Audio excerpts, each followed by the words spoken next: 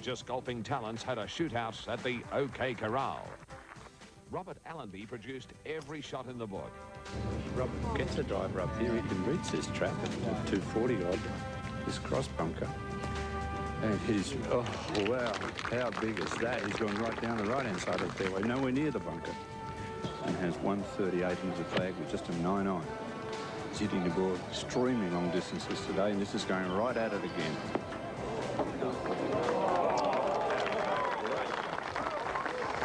Stop that man, he's on fire.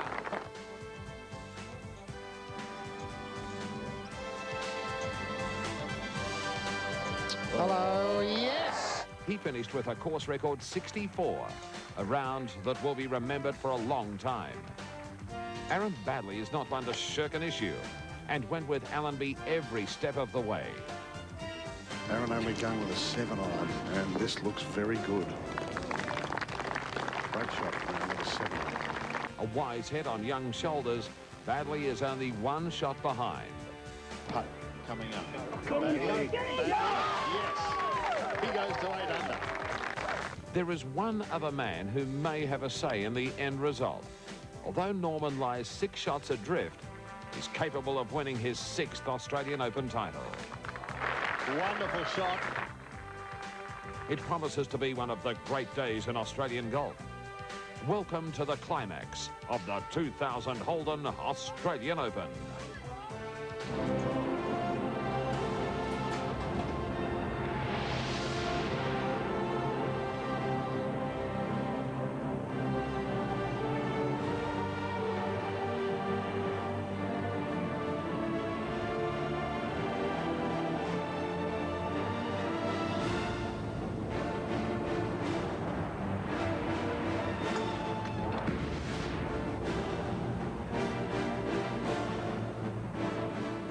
Hello everyone and welcome to 7 Sports' exclusive coverage of the final round of the Holden Australian Open here at Kingston Heath. And this is the final hole, the 18th, the 72nd. And my word, course designer Alistair Mackenzie has made players think right to the very end.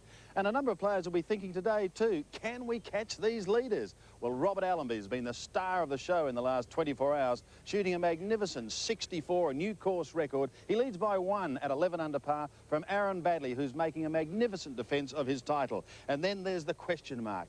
Can Greg Norman get away to a flying start and challenge these leaders? He's poised at 5 under par. Greg Turner has been amongst the leaders all week, so too Pierre Fulke. And let's not forget Steve Bowditch, the 17-year-old amateur, is having an absolutely wonderful week here at the Heath. Other players in contention must include Peter Lonard and Richard Green, who both had very solid third rounds to put themselves in contention. This is the 85th year of the Australian Open, and I wonder this year if we will see a new name on the Stonehaven Cup.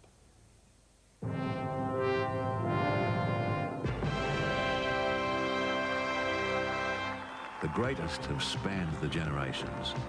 In the early years of the last century, Ivo Witten won the Open title 5 times as an amateur, over 18 years on either side of the Great War. He was 18 when he won his first title at Royal Melbourne in 1912. He defended successfully the following year, and when he died in 1967 at the age of 74, his record of 5 wins was still unchallenged. Gary Player too would win over 3 decades. He would win the Australian title an unparalleled 7 times, from 1958 at Kooyonga through to 1974 at Perth's superb Lake Carrinup course. Player was the consummate professional. Controversial, super fit and able to tear a championship course to ribbons, as he proved in 1965. He twice shot 11 under par 62s at Kooyonga on the way to victory number 4. There had been overseas contenders before, men like the Squire, Gene Sarazen, who had won all 4 majors by the time he arrived at Royal Sydney in 1934. Sarazen cut a suave figure on the golf course, and boy could he play. But his first trip down under will be remembered for his defeat at the hands of a local, Billy Bolger. He came back a couple of years later and took the title at Metropolitan. Nearly 60 years later, that trophy still stood proudly among his golfing mementos at his home in Florida. While Player would dominate the Open Championship of Australia like no other man, the path had been blazed by a fellow South African, Bobby Locke, who won at the Gales course in Brisbane in 1955. Air travel had made the trip down under a breeze compared to lengthy sea voyages. And in the decades ahead, the world's best would vie with our local greats for the championship branded the fifth. The pudgy young American, Jack Nicklaus, would emerge later as the Golden Bear. He was a huge draw card, winning in 1964 after a playoff with Bruce Devlin at the Lakes in Sydney. Nicklaus would win the title 6 times, and in the late 70s won 3 times in 4 years, as the Australian club in Sydney became a semi-permanent home. The charismatic Arnold Palmer would bring his army to Royal Queensland in 1966, and they marched with him to victory over perennial runner-up Kel Nagel. In the years ahead, we would thrill to the artistry of Tom Watson at Royal Melbourne, watch Bill Rogers outgun the young Greg Norman over the road at Victoria, and follow Mark Calcavecchia and Brad Faxon. While we relished the international prestige that came with the marquee names being added to the trophy, nothing quite stirred the imagination like our own champions taking our own championship. In the post-war years, it was Ozzie Pickworth who, with 3 titles in a row, took the honour of Australia's best from Jim Ferrier, the champ for whom he'd caddied years earlier at Manly Golf Club. We would delight in the international exploits of Norman von Nida, who won 3 times and was runner-up no less than 6 times. But it was Peter Thompson who would slip into the role as Australia's #1 player and carry that tag with ease over 3 decades. The 5-time British Open champion won the first of his 3 titles in 1951 and the last 21 years later. It is a record of longevity that may be challenged in the next year or two by Greg Norman, a 5-time winner, since his breakthrough at the Lakes in 1980. The Australian Open has been won by so many of the world's greats and by so many of Australia's finest. While we've watched the multiple winners, it has so often been the breakthrough winners who have provided so much delight. Remember that final day at Royal Melbourne in 1991? The young amateur, Robert Allenby, zeroing in on the 72nd with this 5-iron that took him briefly to the lead. Look at this. What a magnificent stroke. There's one of the shots of the championship. Then, minutes later, Wayne Riley took the trophy. His final putt sending the crowd into raptures. Oh, Riley has gone to 3 under. Norman would be on the receiving end a few times as well. As a youngster, he bowed to our own Jack Newton at Metropolitan in 1979. He was beaten in a playoff by Lee Westwood in 1997. But the most amazing story of all came in 1999 when he was pipped over the final 18 holes by an 18-year-old amateur named Aaron Baddeley. The Australian Open has been such a special part of our sporting folklore. It has given us moments of high drama. We've shared great victories.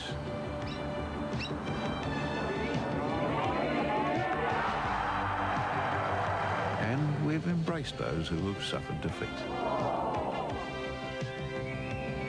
It is with us again. A great cast, the superb setting, the most sought-after prize. It is the Holden Australian Open.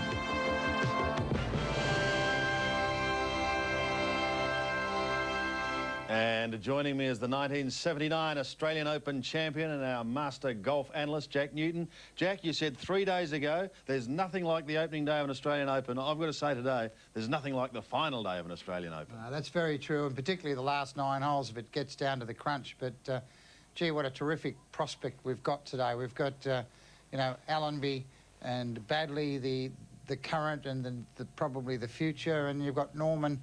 Can he muster something out of his bag of tricks and provide a low score today?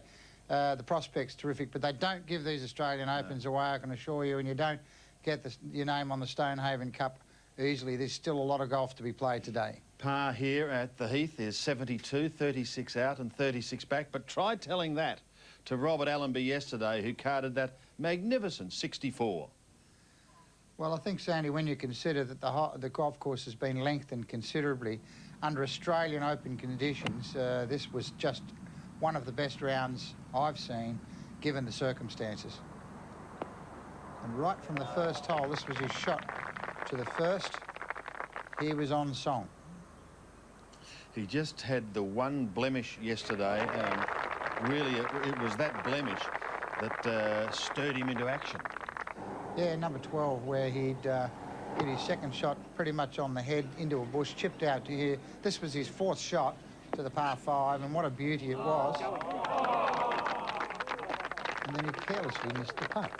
He didn't miss too many putts, though, yesterday. The other thing, too, people might notice is that he has put on a considerable amount of weight, over 10 kgs, but he's been working very hard in the gymnasium, as many golfers do nowadays. Shot he played there to 13. This is his second shot with a metalwood to 14. Took the punt. A lot of the players laid up here, short of the bunkers left and right. But yesterday, with the breeze in the right direction, what a wonderful shot this was from Robert Allenby, with a putt from about 6 metres for an eagle. And, Jack, the interesting thing with Robert, while many have battled a little on the back nine, this is where Allenby has made his move.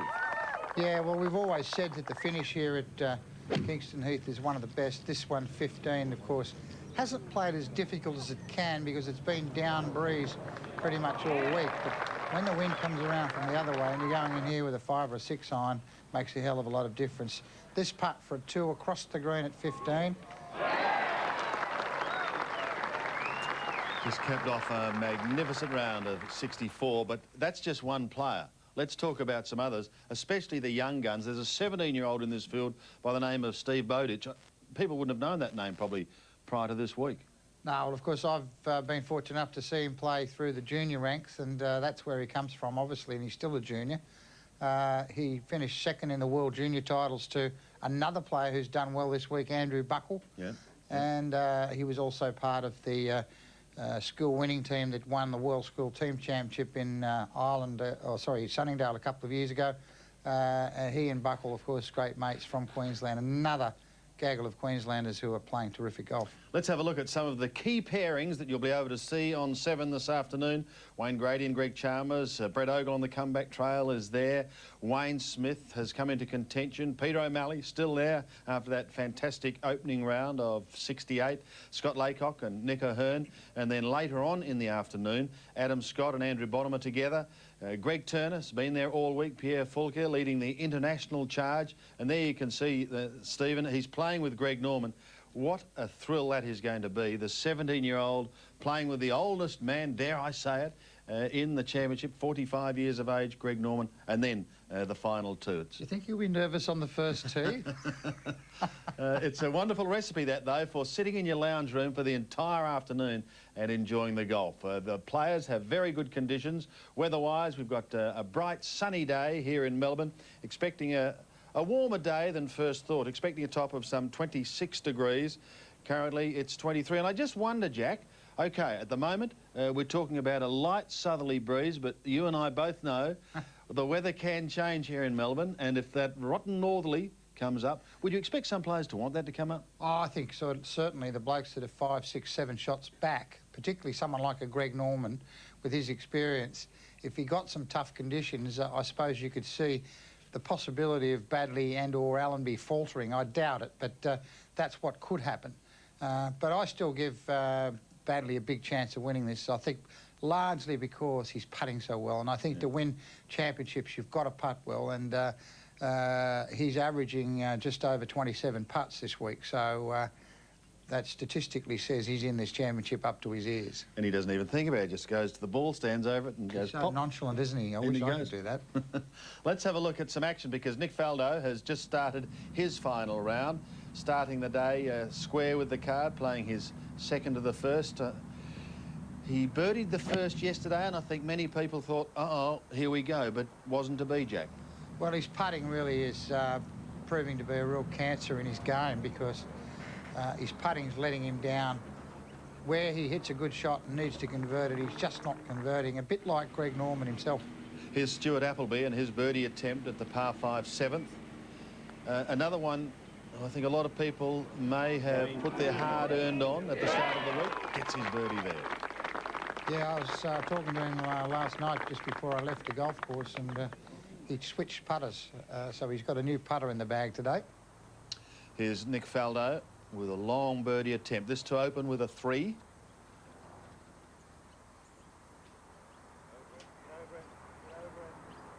Well, he's urging it on, but to no avail.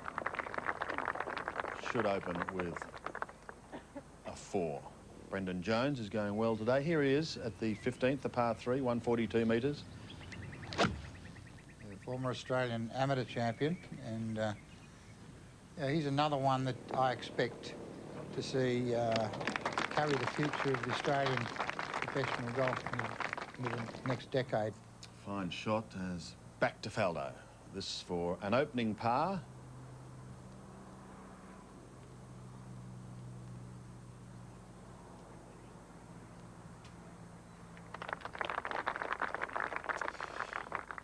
This looks a bit too mechanical for me, Sandy. He looks like it's a numbers game rather than, I think, being a bit more relaxed like an Aaron Baddeley.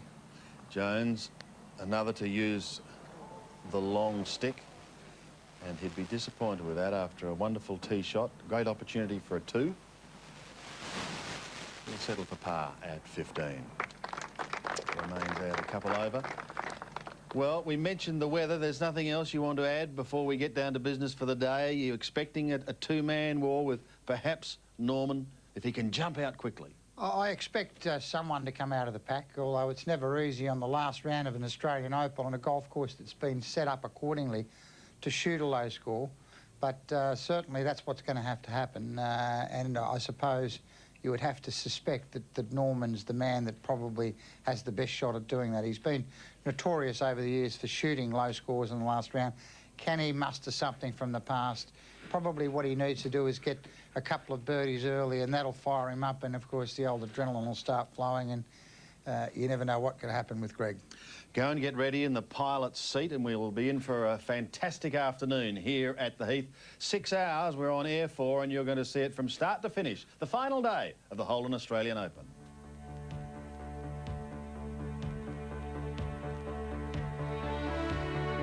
Peter Senior, who was the Australian Open champion in one of his golden years, 1989. 73, 73, 77. Coming home today. He is 3 over for today. I think that was the year that he, I mean, absolutely blew away the field. He won by 6 or 7 shots, and I must say it was a joy to watch. The old broomstick putter was rolling the ball in from all over the place.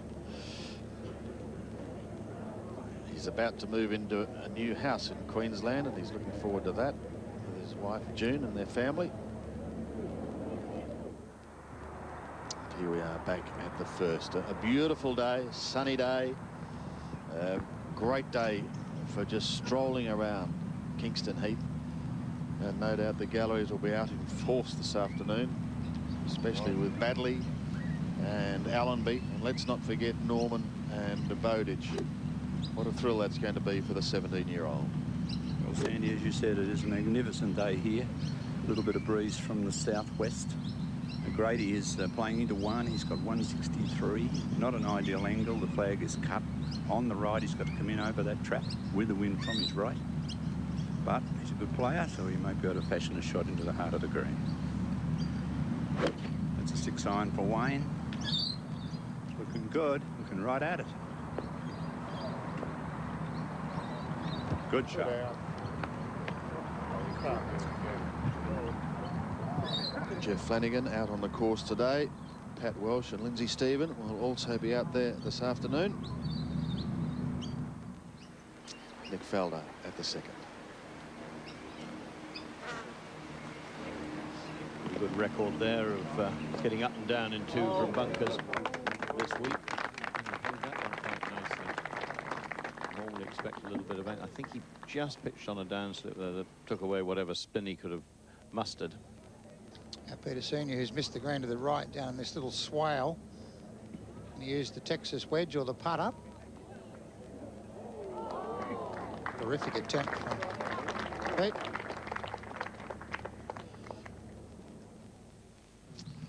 Now Greg Chalmers, a round of 68 yesterday. getting his game back on track for a couple of 74s. Well, that was provided he got a good lie, which he did. That was actually a very good angle to come into this pin. And as Jack was saying, left-hander, it all worked in his favour. First groups were out early this morning, and in fact some are already back. David Heffernan had a round of 70 today. He finished 12 over. Paul Sheehan also a round of 70 to finish 6 over. The best completed round has come from Chris Gray, a round of 69 today, and he finished the championship at 5 over par. These players, of course, you'll be seeing right throughout the afternoon. The championship at 10 over.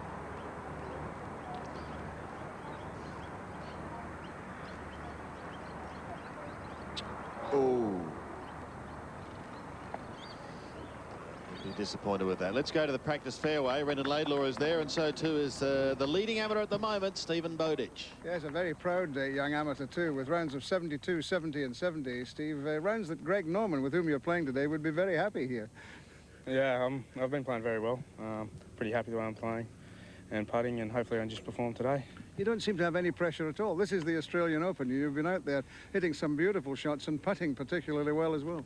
Yeah, I'm just enjoying the experience, and I'm still feeling the pressure, which is pretty obvious, but yeah, I'm just going out there and trying the best I can. Looking forward, of course, to playing today with Greg Norman. Oh, it'll be great. You can't really ask for too much more. Last round of the Aussie Open and playing with Greg Norman, so what more can you look forward to? You'll need to just make sure you play your own game and don't keep watching him. Yeah, yeah, just try and concentrate on my own game, and yeah, we'll see what happens. You had a 61 recently up at your home course up in Queensland. Yeah, I had 61 around Caralban, and it was just one of those days where I pretty much hold everything. Just a lucky day, I suppose. Adam Scott comes from the same school, and Andrew Buckle, I think, goes there as well. Mm-hmm. Just tell us something very quickly about the international school up there. It's just it's pretty much a golf school. There's still a school in conjunction where we do schoolwork, and yeah, we finish school at about 1 o'clock, and pretty much just play golf the rest of the day, and with perfect coaches, so it's great for the golf. Sounds the perfect school that most people would love to go to. Yeah, it is. All the very best today in this final round. Thank you very much. Hard to comprehend, isn't it, that he's just 17 years of age, and it's a pretty wise head on those shoulders. The second last group of an Australian Open, it's pretty amazing. Oh. Normally you would be saying at 17 years of age it'd be a freakish thing if he qualified, never mind about playing in the second last group. It's going to be very interesting to see the master and the pupil going out there together this afternoon.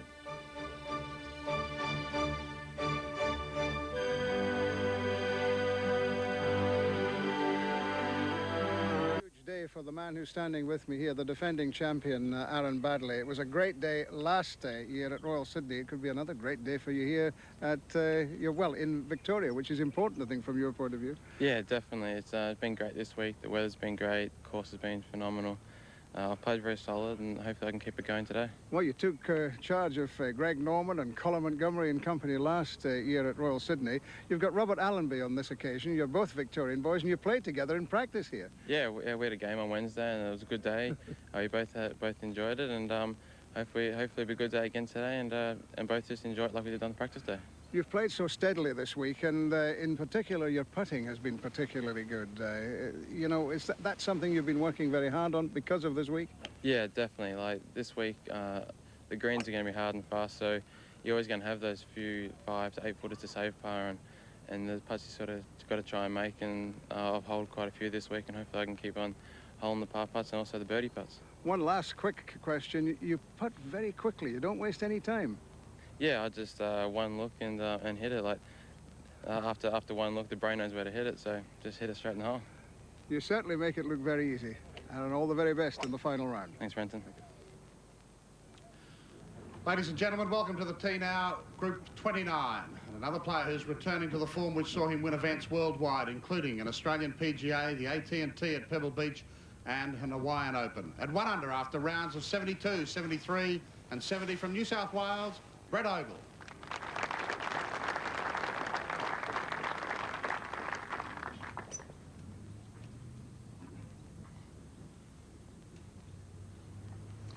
I think it's just great to see Brett back on the circuit. I think he's got a wonderful golf swing.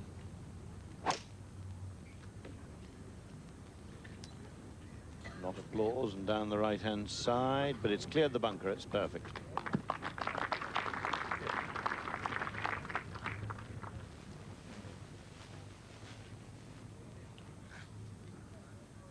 And now former Air New Zealand Shell Open and Malaysian Masters champion and twice Queensland Open winner at 1 under after rounds of 71, 76 and 68 yesterday from Queensland, Terry Price.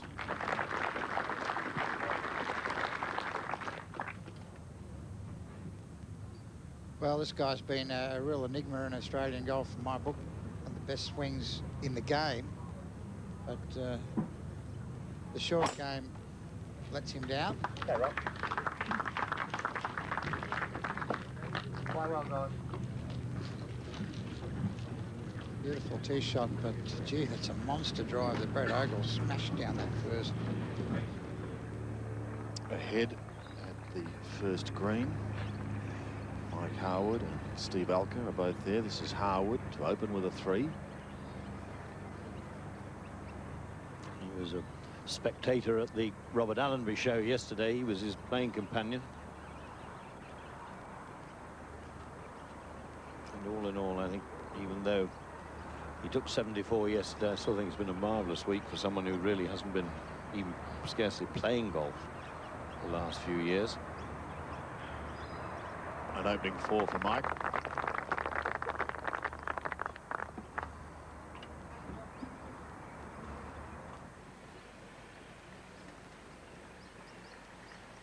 Yeah, classic case there of not always what the mind wants to do, will the body do it? And we bet up to the second green now, Wayne Grady. Which makes the statement by Aaron Baddeley very interesting, isn't it? A quick look, the brain knows what to do. That's where we're going wrong. As long as you don't get in the way of it. Yeah. Right. Well, I think we make it too complicated, this game. It is very simple. You put the club on the ball and you knock the putt in the hole. But we adults tend to complicate the game, and that's why I love doing what I do with the juniors. It's just so refreshing to watch people do what the game is meant to do, to be enjoyed.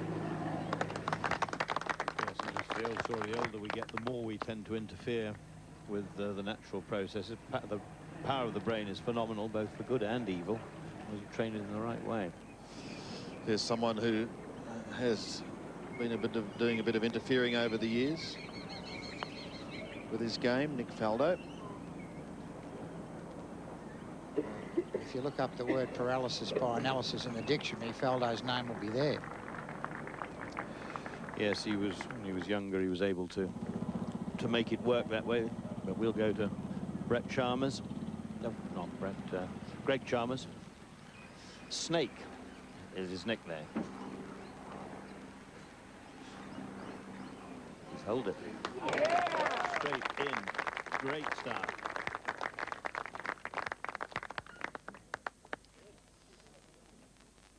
Faldo then now having to save par.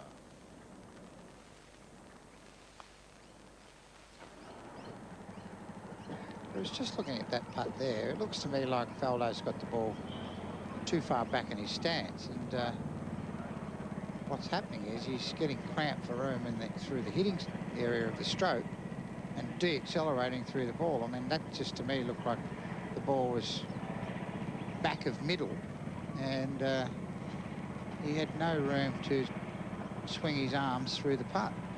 So I don't know whether that's... It's always certainly been well inside his left foot.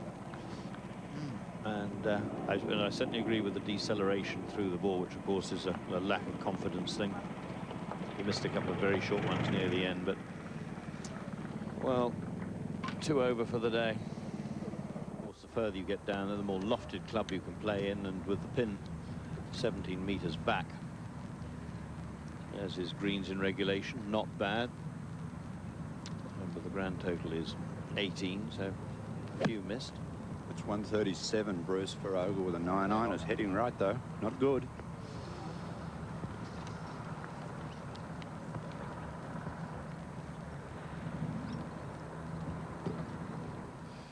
Order of Merit as it stands at the moment, the ANZ Order of Merit.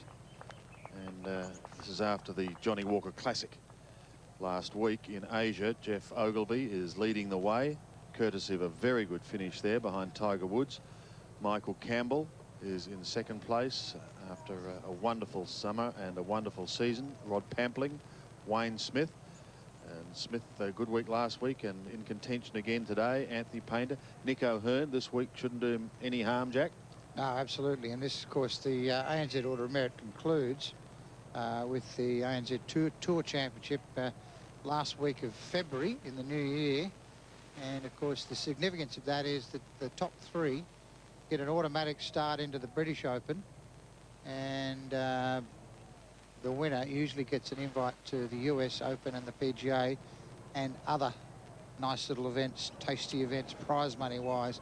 So it's a pretty important milestone for our players in this part of the world because it gets you into all sorts of significant golf tournaments around the world. Great opportunity, and could be a battle royal come February for the top three. Gow at 3. Big swing and pretty quick. There's a big swing from the right. Pace, the all-important factor here as these greens have dried out and become firmer and faster over the 4 days. Haven't seen too many players judge the second in here, Bruce. I think probably there's a little ridge there just in front of the stick. Nobody wants to go past the pin because you'll run through the back. No, it's a brilliant little short par 4. Quite a good shot from Brett Ogle from sand. He had a lot of fringe ground to go over before he got to the putting surface. Another firm, hard bounce, so a little untidy start. Trying to cut his second shot into the green and really just overdoing it. That was the cause of the second shot.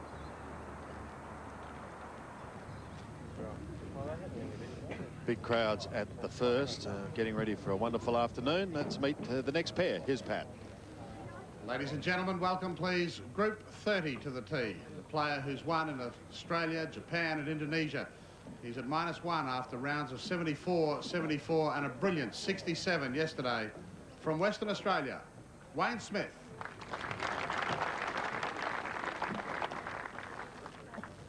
And gee, if you're anywhere in Melbourne, you should get yourself out here to Kingston Heath. You're going to see some terrific golf this afternoon. Young blokes like, well, Badley, Bowditch, and of course Adam Scott, who's, I think, got an enormous future as well. And experienced campaigners like Wayne Smith. Who's got the perfect life, a professional golfer and lives at Margaret River in Western Australia. Not quite as good as Newcastle, but no, but it's just second. Apparently it was a photo finish, Jack. Hunter Valley wine's all right too. Here we go. Of course, he broke the course, or set the course record last week in Thailand in his first round and had a good finish. Terrific shot. And a player who's enjoying his 5th straight season in the ANZ Order of Merit top 10. He's won in Australia, New Zealand, Scotland and England at -2 after rounds of 68 and back-to-back 73s from New South Wales, Peter O'Malley.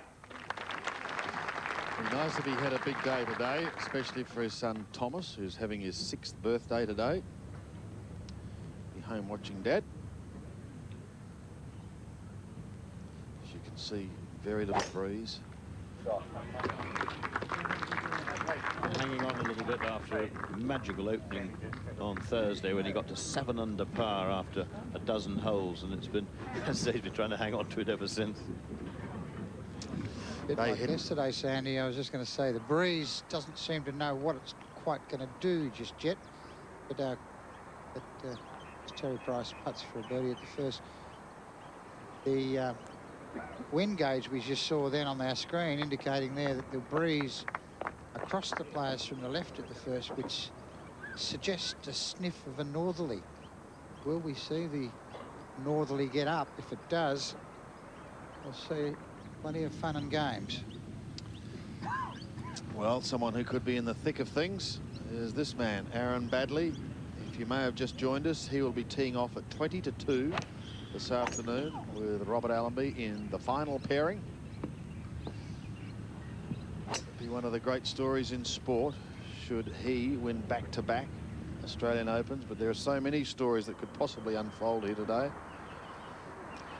Brett Ogle trying to save his par, and very important in context of the overall round. He's failed to do it. It's rather like losing an early wicket at cricket. It sort of puts the whole round on the defensive. And pity after a fine tee shot. Yeah, bad miss, wasn't it, in the trap? But, everybody has a mental aberration now and again. Oh, dear. Yes.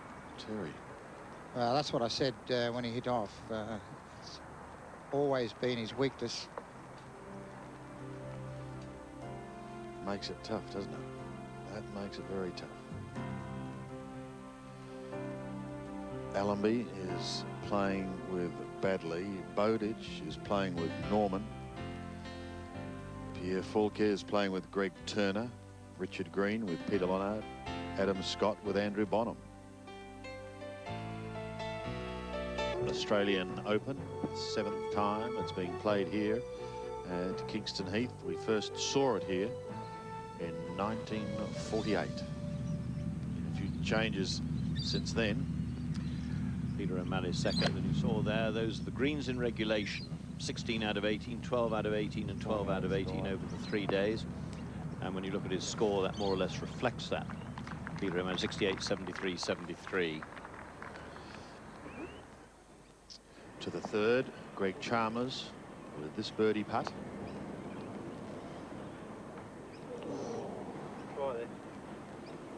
Perhaps we should explain that what we mean by greens in regulation. If it's a par 3, you're expected, but in regulation you'd be on in 1 and have 2 putts. Par 4 you'd be on in 2 putts. Par 5 you'd be on in 3. That's what we call regulation statistically. Wayne Smith, then you can see his stats in that area. Second to the first. It's Wayne from 144. Great angle into the flag with a 9-iron here. Looks good from here. Good birdie opportunity, opening hole for Wayne. Bad from this end either. And of course, he's having a wonderful time, having picked up a lot of money, $70,000 last week, and in position to have another good week this week. Wayne Grady trying here to save par after coming out of the bunker at the third. This is a great attempt, and what a save by Grades. Yeah, 3 putted the... Look at those galleries around the first green.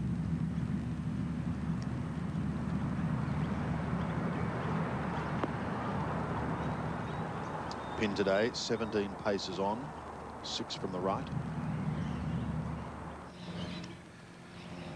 Faldo at the 5th for a par. At least he gets that one, but you can see that even those little ones are giving him absolute torture.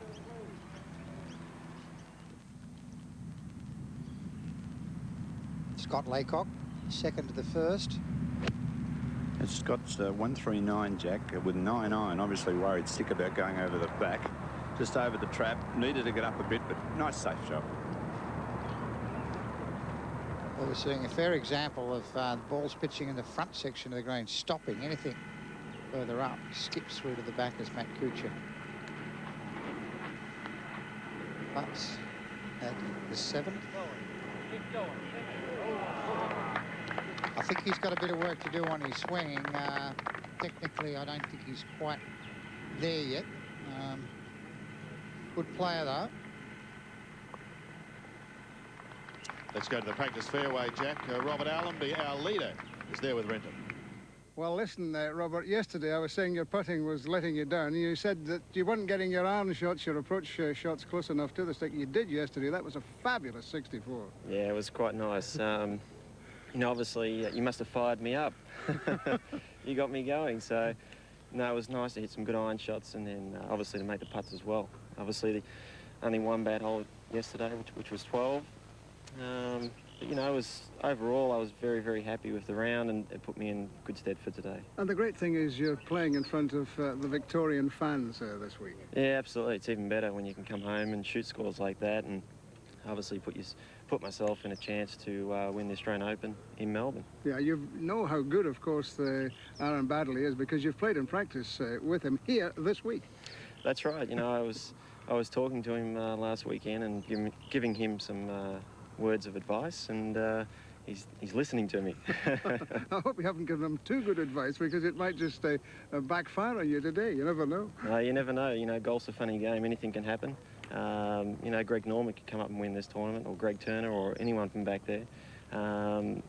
You know, today's just one of those days where I just got to keep my head down, keep my concentration level at the same, and just play one shot at a time. The wind is still in the south, but it seems to be just a little bit stronger today.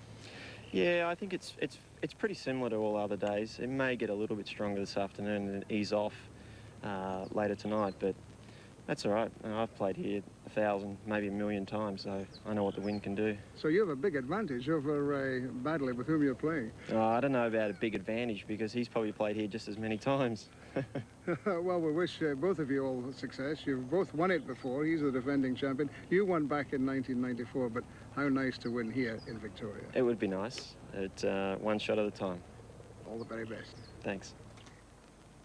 Robert Allenby out this afternoon at 20 minutes to 2. Here's a young fella, Sandy, that we should have a look at it. His swing has been compared to Tiger Woods. Not dissimilar. If you painted in black, would you be able to tell the difference? There is a couple of minute differences, but both coached by Butch Harmon.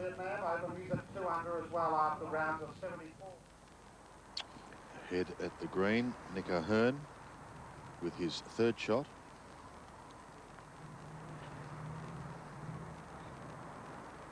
Got the pace right and almost alive. Just look how once he gets past the hole, we saw that with Peter O'Malley, and left himself one. He began very well yesterday, had a couple of birdies in the first 3 holes, then immediately gave them back, and that really was the story of his round. Back at the tee at the first, Andrew Bonham, 74, 71, 69. So improving all the time. We'd like that trend to continue today.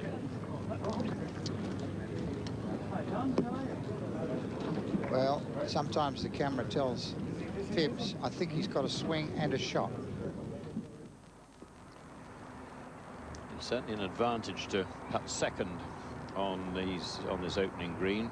We've got an idea of the pace around the hole. This is Laycock lagging up, or even better, he walks it straight in, and that was travelling too. He'd have had a 6 or 7 footer back on past evidence of that miss, but it didn't, and a 3 goes on the card. What a good start. Yesterday he was just steady, didn't do anything sensational, just steady as she goes, but today he's made a great start. Big putt from Rick O'Hearn, and he gets it coming back.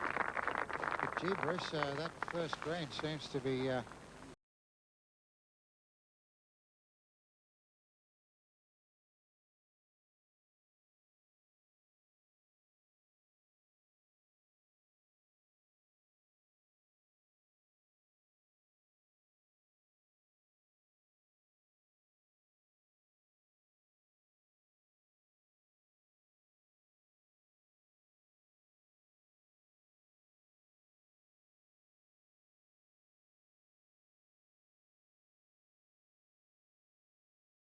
three times in the early 50s. One of Australia's first global sporting greats, the Von would finish runner-up on half a dozen occasions as well.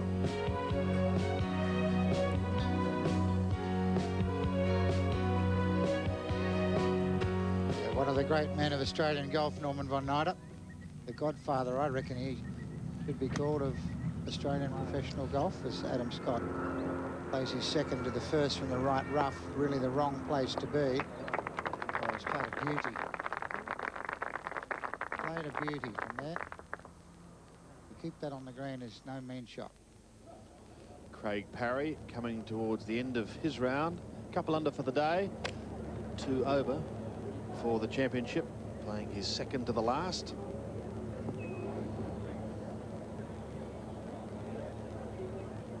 Gee, that's a real sucker pin, that 18th today, Sandy. Oh. If you go at that stick and you're, well, less than half a metre out, that's where you'll end up.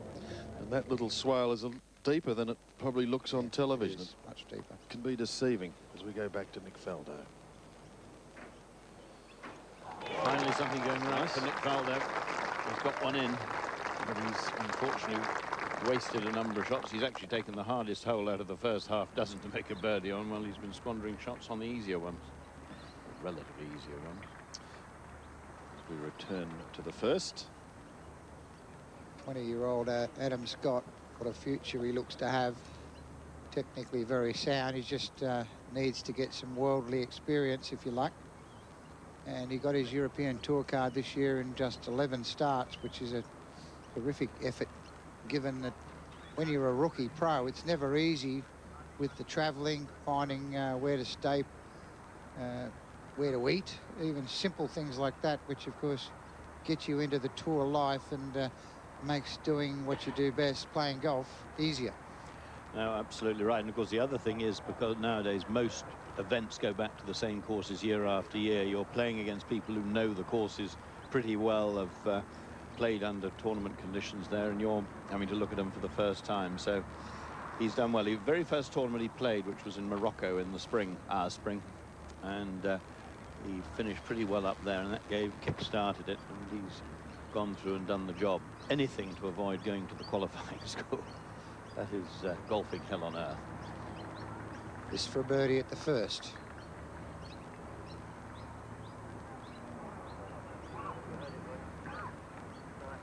Tall young man.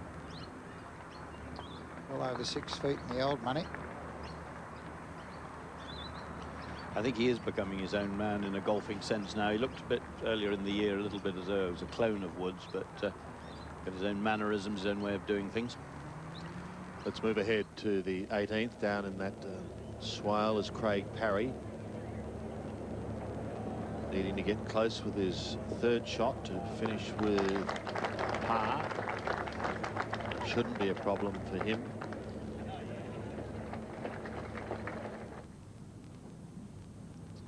In time, back to the first. Peter Lonard is playing with Richard Green. Lonard having rounds of 73, 71, 69. If that trend continues, he'll have a 67 today. Well, he showed signs yesterday of really being back on track. Andrew Bonham up on the first green, and that really is fast. Of course, they have a practice green, which in the ideal world is exactly the same pace and contour and as the greens out on the golf course. Sometimes it is. It certainly looks it out here. It could replace any of the greens, so they'll have had some idea, but this has certainly fooled a number of players. I mean, that looked as though it was going to die into the hole, maybe finish 2 inches by, and suddenly he's got 2.5 feet, maybe 3 feet coming back.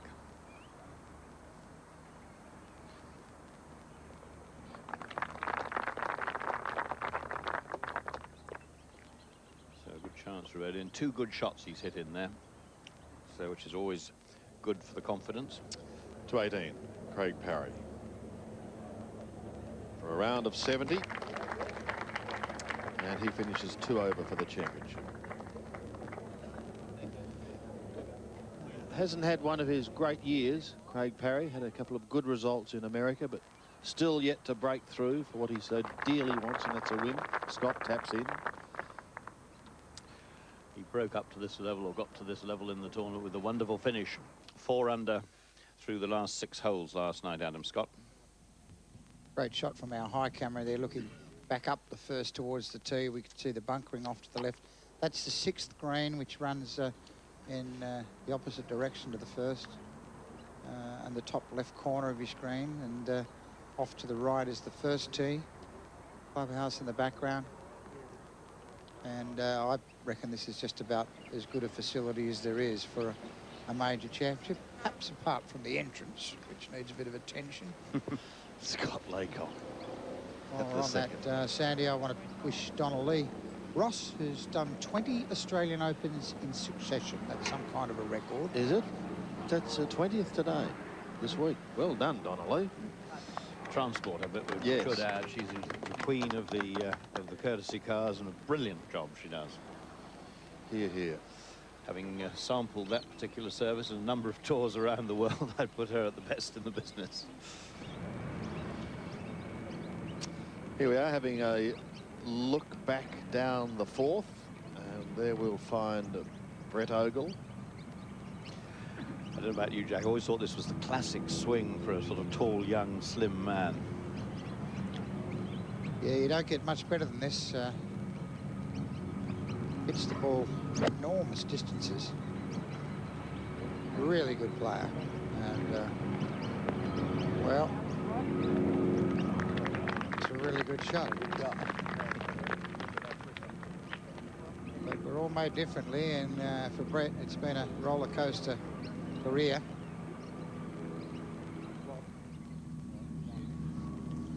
Back to Richard Green, who's playing with Peter Lonard. About to play his second shot. Left-hander, who's had a couple of top 10 finishes in Europe this year. The most recent was a tie for third in the Italian Open. Currently 54th in the European Order of Merit.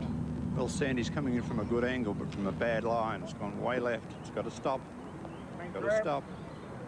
No, too big.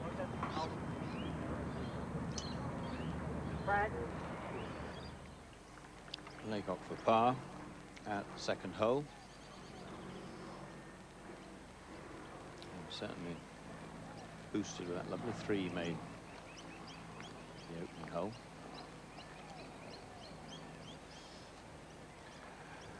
He was standing over it a long time, and he was probably right to move away. You can sort of lose your concentration or have too many different thoughts. He wouldn't have been questioning the line. He'd have decided that in his mind. Important for the club golfer to notice there that he puts the club head in first, then his feet. You don't put your feet in first and try and adjust the club head.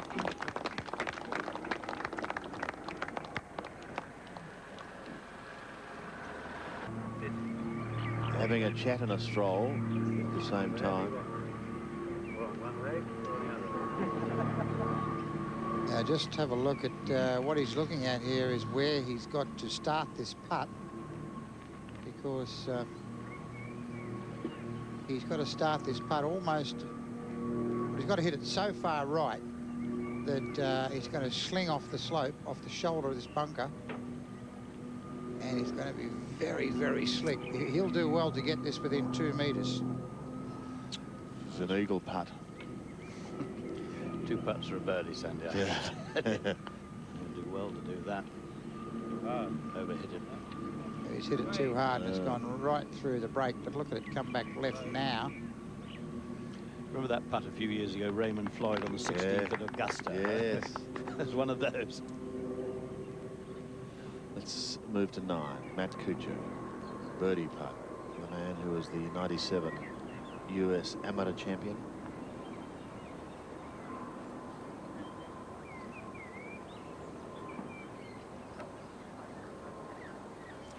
First tournament as a professional, and all credit to him, not doing it in the United States, coming down here, and like a lot of the young men, appreciating the wide different types of golf courses that are available elsewhere in the world. Not all his fellow countrymen see it that way.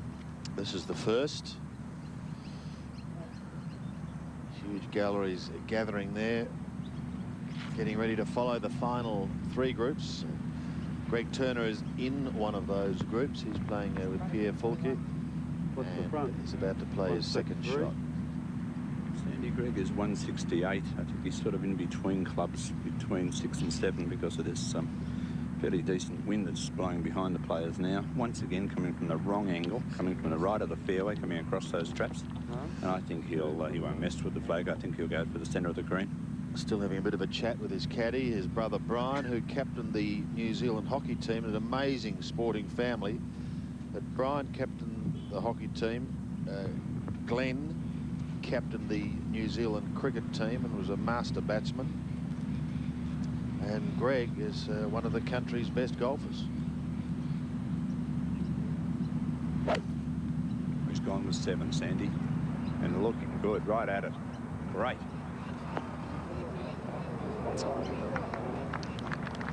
Can't stop it, though. Turner, of course, one of the stars of the President's Cup, too, when it was played here at Royal Melbourne several years ago. And a writer as well. He does quite a lot of column stuff for their big Sunday paper. Yes. Well, his brother Brian, his caddy, is also a writer. A poet, Jack. He is. He's a poet. Fascinating. Is our penultimate pairing this afternoon, and leading off as one of Australia's exciting amateur prospects. He won the New Zealand Under-19 Championships and was runner-up at the World Juniors in San Diego. At -4 after rounds of 70, 72, 70 and 70 from Queensland, Stephen Bowditch. 17-year-old from Coralban Valley. What a moment for him. Teeing off in the penultimate group of an Australian Open on one of the best courses in Australia and playing with Greg Norman.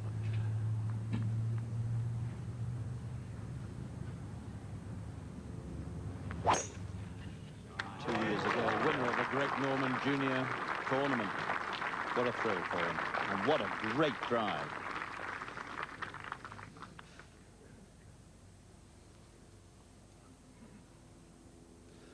And ladies and gentlemen, a dual British Open champion and 5 times Australian Open champion. He's won over 70 events worldwide, including 18 US PGA Tour victories. He's at 5 under after rounds of 72, 69 and 70 from Queensland, Greg Norman.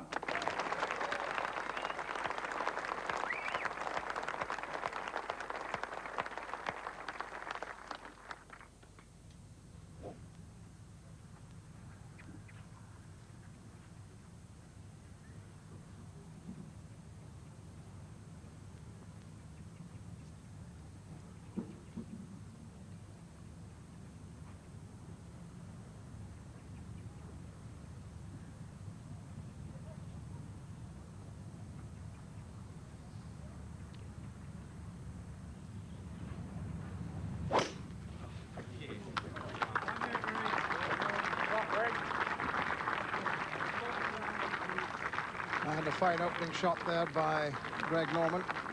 Didn't practice here at Kingston Heath, practiced elsewhere. A hit to the green. Greg Turner with his 3rd shot.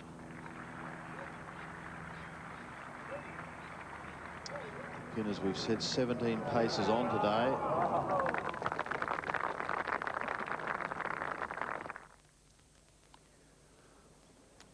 Wayne Grady at the 6. This for a 3. The toughest of par 4s.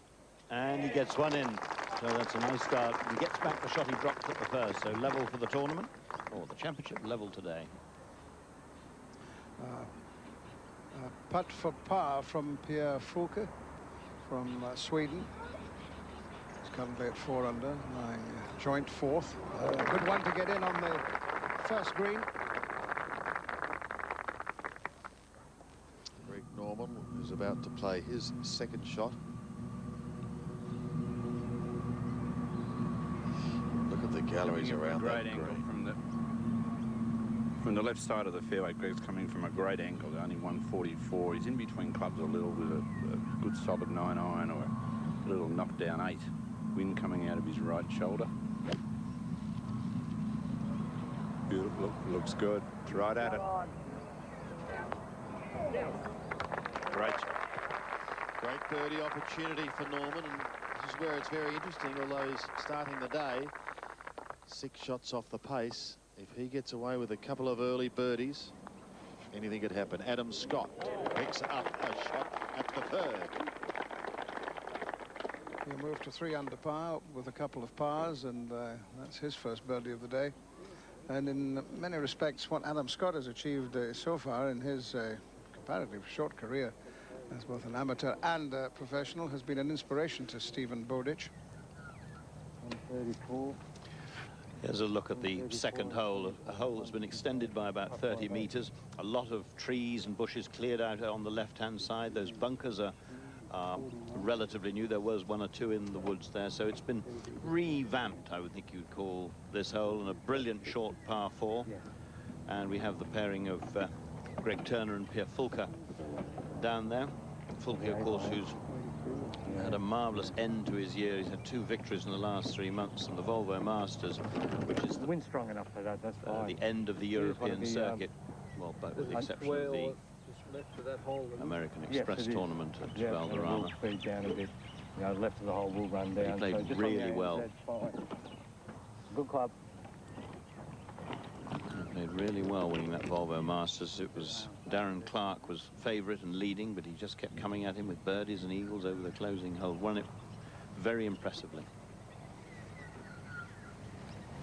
And Pierre Fulke moves everything right to left, so this will suit him. He's got to bring off that ANZ sign just behind the green. Good looking shot, 6 iron, a little strong, but ideal now.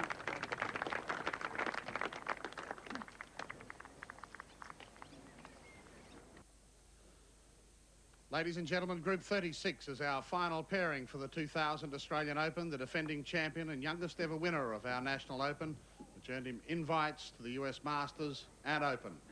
At 10 under, after 3 rounds in the 60s, 69, 69 and 68 from Victoria, please welcome Aaron Baddeley. Well, whatever happens today, it's been a marvellous defence over the last 3 days of his title. I think it's a phenomenal achievement for me, even for a seasoned hand coming back to defend a title is never an easy thing to do. But here was this young amateur winning it last year, and he won it from in front then, and he's absolutely treading in his own footsteps. Only 8 players have ever won back-to-back Opens, the last being Greg Norman in 95 and 96.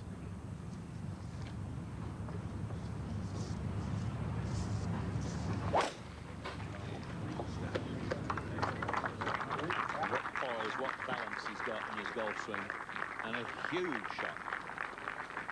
Huge.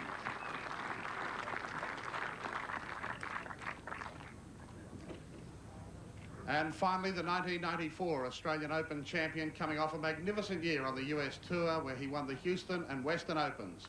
At -11 after rounds of 69, 72, and a superb course record 64 yesterday, from Victoria, Robert Allenby.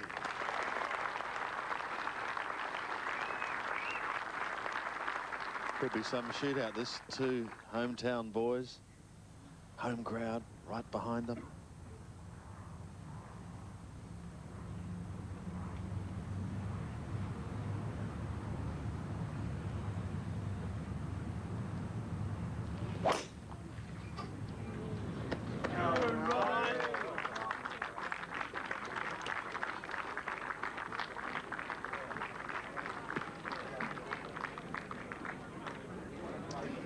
In a very good position, just a little shorter than Aaron Baddeley. Let's move ahead to the green. Stephen Bowditch, whose second went through.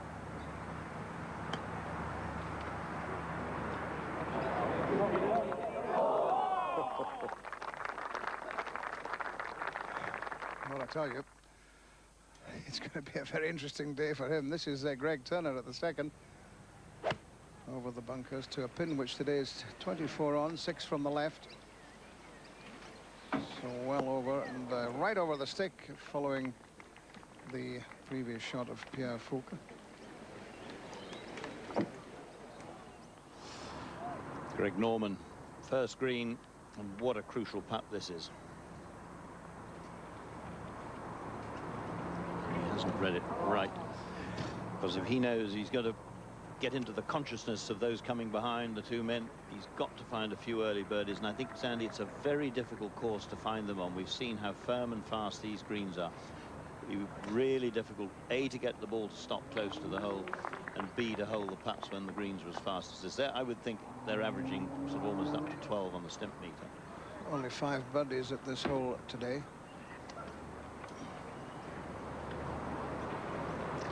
Norman opens with a par. 5 under, 6 behind the leader.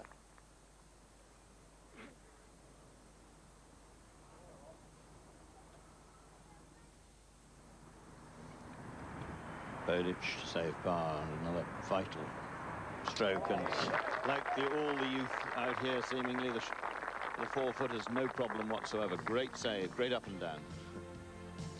That young fella's a very mature 17-year-old. Yeah, I can't get over though what a day it must be for him to be playing with Greg. He sounded a little nervous, naturally enough, when you spoke to him earlier today, Renton, but he's made a solid start. He's opened with a par. And he'll be following Bowditch and Norman, Badley and Allenby. Pat Walsh will be in that final group with Badley and Allenby, keeping us up to date with everything that's happening out on the course. And we'll be back with it all right after this break. But Allenby just commencing his final round, playing his second shot to the first. Yes, just about the same spot as Greg Norman played his second shot from. Greg Norman hit a pretty useful second, but that's going to run off the green. I think one of the very hard things, Brent, for Robert Allenby is to follow up a great round like he had yesterday with another good round today, whereas Badley's been, you know, 3 rounds of very comparable and very good play. Moving to the second, Bowditch. I think that may be heading for the bunkers. Oh no, it's away past the bunkers. I was rather concerned at the way he was looking at the ball, but I needn't have been. That's that long shot from Bowditch. Up ahead on the green, Turner, remember, through the back in 2, putted to here and holds the putt.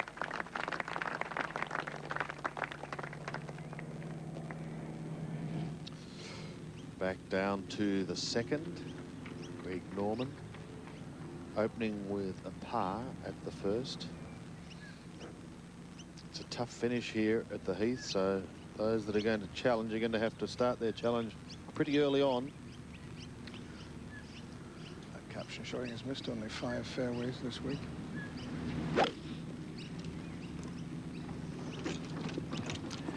Yes, for Norman, he's been very circumspect. A lot of irons off the tees. He's played for position. He's played very well, and he's hit a lot of shots close, but hasn't holed as many putts as, say, Aaron Badley. At the second, by the green, Fulker popping that one in for his par, so 2 4s for the Swede at the start of this final round. A few moments ago, this was Aaron Badley playing his second to the first.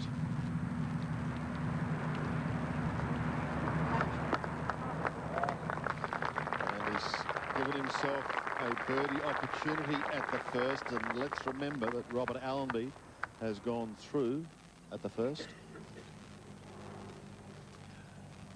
Well, we'll get back to see that in a minute. Love good crowds out here. Perfect day for golf on one of the best courses in the world. Norman first. You can see the distance up to Bowditch's ball. Now, Greg is 158 into the second to sort of knock down 6 on an area. We're hoping Greg can get a wriggle on and start to get some birdies to challenge these leaders. And this certainly looks like a good chance here. It's right out from where I am. No, kick right. Never mind from back there. Pretty tasty. Allenby at the first, just off the green, long way from the pin. Using the putter as so many of them do, but that's too fast. Ooh, baby. Oh, wait a minute, hang on, that might go off at the other end. And it does, just running off the putting surface, and he got that one completely wrong. Those who've been watching the last couple of hours or so will know just how much quicker these greens seem to be than they have in the past couple of days. Forward to the second. Now it's Stephen Bowditch.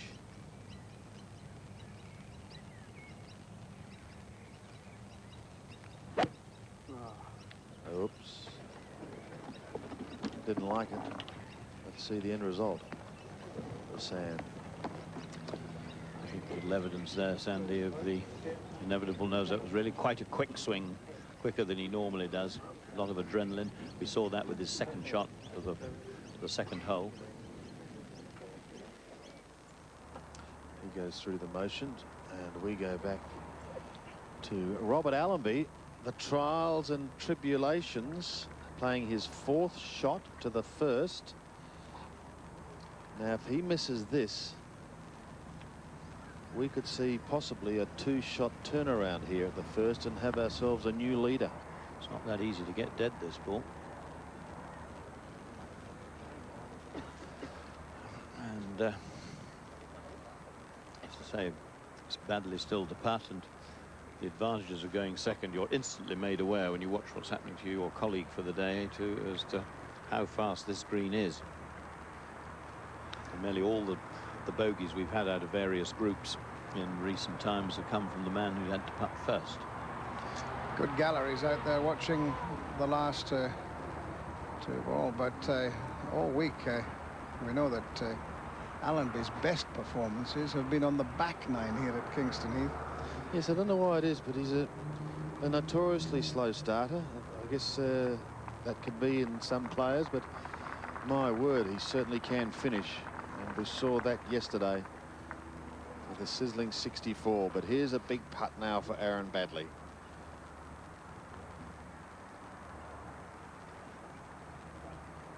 Get the feeling that he may have been restrained a little after seeing Baddeley. The handbrake went on a little. But he's got it stone dead, actually. But he'll get his par, and it looks as though we'll have 2 players sharing the lead after the very first hole. Talking of the scoring structure, well, we'll come back to that, and we'll come back to Allenby in a minute. Bowditch at the 2nd. Oh, he's played a great shot. Great shot. Just when you think that all the adrenaline and things are unsettling him, up he comes with a real old class shot. I was just saying about Allenby. He's 11 under starting this round, and he's 10 under for the last 6 holes.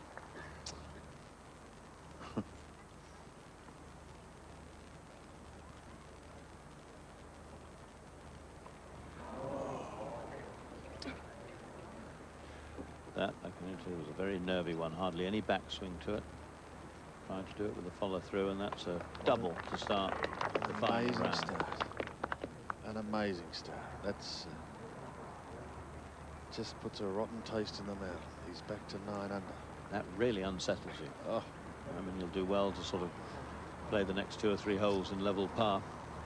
On the other hand, sometimes it makes you concentrate so much harder because of the mistake you made at the first that you end up having a pretty useful round. We'll have to wait and see what happens this afternoon. But this is for 4 for so starting this final round 1 shot off the lead, and after just 1 hole, 1 shot ahead. And what it does do, it brings Norman 1 stroke closer to the leader. And who knows, maybe another one here. He has this birdie putt. And he too, like many, perhaps a little nervous about these greens and their speed.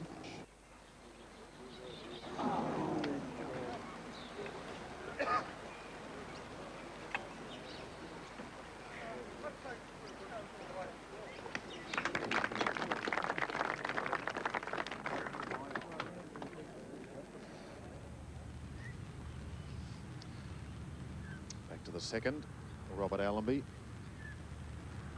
Over the 4 days, he has 4 birdies on the front 9, 8 birdies and an eagle on the back 9.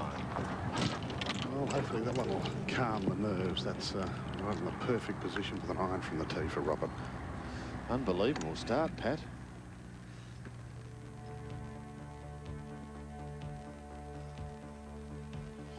So, a dramatic change to the leaders board after just 1 hole.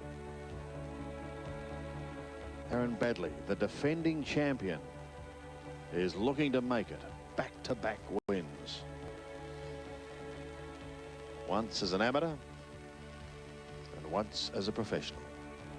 But there's a long way to go yet.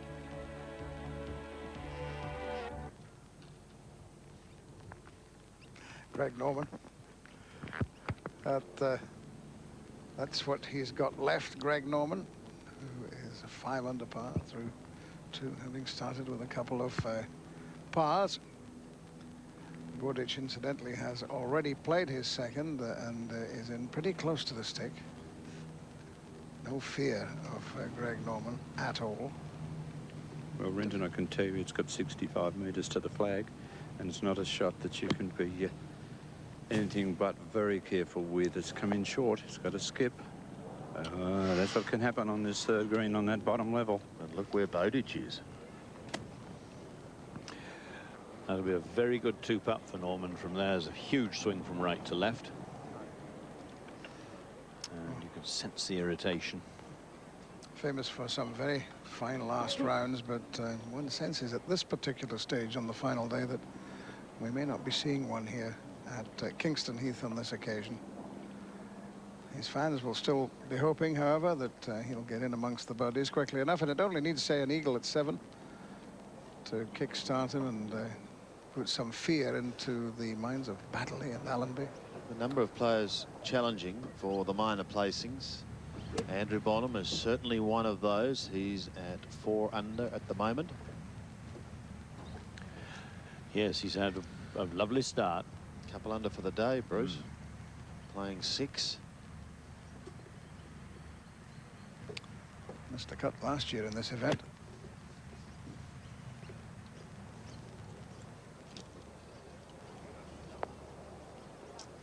And look at this running on up. Or will it go down again? I'm afraid it's the latter. And back it goes. We're looking at the new ANZ tour guide that's just come out, and it's interesting to see that he always indulges in a local beer before teeing up in a foreign country. That's unusual, isn't it? And Baddeley leading by 1. If you just tuned in, Baddeley is at 10 under. Robert Allenby's open with a double bogey. He's 9 under. Greg Norman still at 5 under par. I think one of the great things about watching this young man go about his business is he exudes such an air of enjoyment and confidence.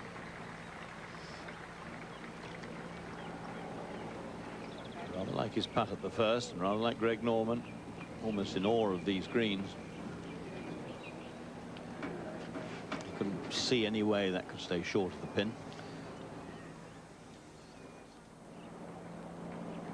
Speaking of Norman, here he is. An outside birdie chance.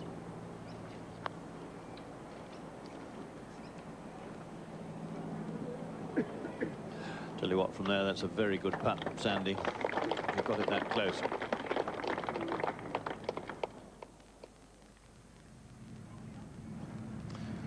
Yeah, Fulker, who's well gone through the card here. He's had a par, a bogey, and a birdie at this 4th hole. Currently at 4 under.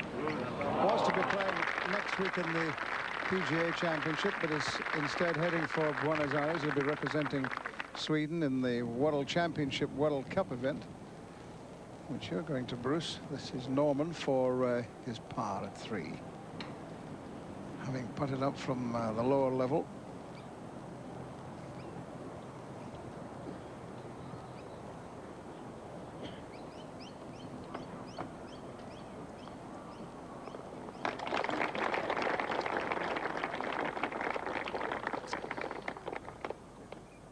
Shark makes 4. Here's a big putt. Robert Allenby. Birdie putt. Another roll would have done it. He remains at 9 under par. One thing, Sandy, if things stay that way, of course, he becomes very quickly the pursuer rather than the pursued. And all these have little subtle psychological elements. Here's Bowditch rapping in his 3. He struggled for par on holes 1 and 2. And in fact, he's 1 putted each green so far. So he almost dived on that ball to get it out.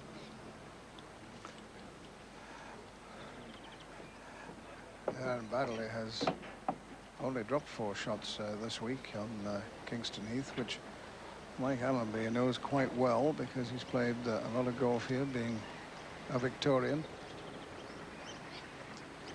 But this early in the round, you don't like to drop one. And this is probably the most time he's taken over his putting preparation we've seen for some time. Although here he goes now, over the ball, bang, pop it in and go to the next. No dramas. And always, I mean, he has not missed one of those this week, but always you want to get one in early in the round, just as that the magic is still there. Steve Collins has completed his round of 70 today. Jason King, another of the amateurs, has done well. He had a 73 today and finished at +4. So too did Brad King. What an intriguing start we've had to this final day. This is our leader, Aaron Baddeley, at the third. He leads by 1. That's fine. No problems for Baddeley. Fulke for a birdie at the fourth, his first birdie of the day. Pulling out well, Fulke today. He moves to 5 under, so he joins Greg Norman on that mark. Ahead to Andrew Bonham, who's playing with Adam Scott. Has to come up the tier. Good putt from where he was. Yes, very good. That was probably a rise of 2.5 feet. And when it comes very early in the run to the hole, it's very difficult to judge. So his good round continues. 2 under par. You could probably sell that to a few of those like Norman and Allenby and Baddeley for a few $1,000s. Back to the third. Robert Allenby. Short little par 4, 269 metres. He's desperately like birdie here, wouldn't he, Sandy, to settle things down completely. This one perfect again. Shot of only about 65, 67 metres now. Left for him to a left-hand back pin. Fulke, the first of the short holes, the 5th. Would indicate he wasn't too happy with it, but you can never be sure. At the end of the day, I think he's absolutely delighted. Chance of a 2 for Fulke, which would move him to 6 under. He smiles. He was a bit worried about it for a while. To the 4th, and Greg Norman is currently playing the 4th with Steve Bowditch. Norman about to play his 2nd. A little bit of conjecture over to which club is to use. Some indecision. Okay, just give me a solid one, all right? Tony Navarro just asking for a solid one. He'd like to continue that run to its ultimate conclusion. Bogey, par, birdie. Eagle. 5, 4, 3, 2. I think Greg thinks he's in between clubs here. He's got 137 downwind. He's sort of, I don't think he can get in with a wedge. I think it's really a 3/4 9 iron. He's laid up such a long way back on this hole. You know, he needs to get going. We need a birdie out of Greg to make some sort of a charge. Stay left now, Bob. And this looks pretty good. Run up? No. See what he was thinking of. The flag almost standing out straight, wind behind. We'll go back to the 3rd, which is just across the way. Just 78 metres for Aaron. Knock it down. The breeze. This is well short and won't kick up that hill, I can tell you, up that little slope. So another lengthy putt for Aaron. Yes, that's one of the really difficult ones. We saw Norman have almost the same one. For the first time this week, we're seeing Baddeley just a little anxious, worried about the shots he's hitting. Well, the door has opened, hasn't it? Just a little now for Robert Allenby. He knows that if he can get up on that tier, get close, square it away. Yes, Eddie, a lot of pins cut well back today, just going through my flag sheet. He's got it up there. Now check it up. Well, a couple of great shots at 2 and 3 to recover after that diabolical start. Yes, I would think certainly those 2 shots into the green have done wonders for his confidence. Here's Bowditch, much bigger, much longer tee shot.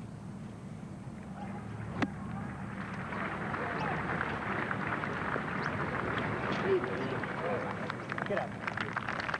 Already 1 up on Norman today. That contest, a wonderful opportunity for the 17-year-old. What an experience. And if he can take advantage and play well. Greg Turner, a birdie opportunity for the Kiwi. This to go 4 under. And never in doubt for Greg.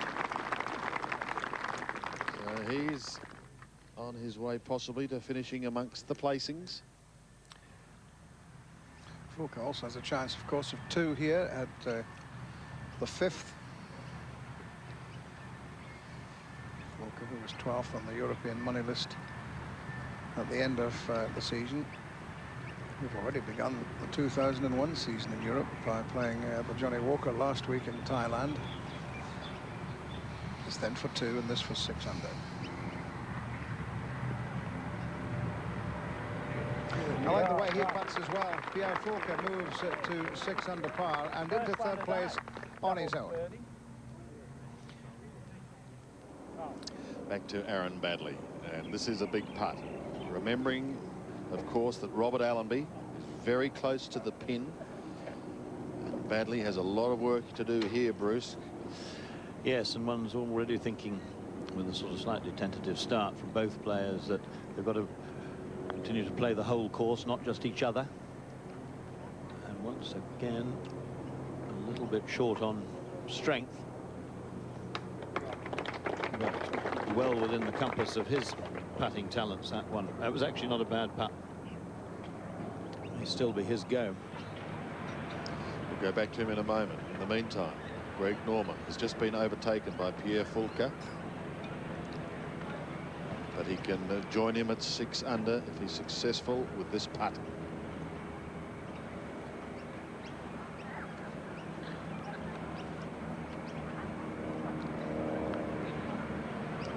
Get in the hole! Never going to get there. Not up, not in. Well, one wag in the crowd will not have satisfied Greg Norman with that comment. I don't suppose he even heard it.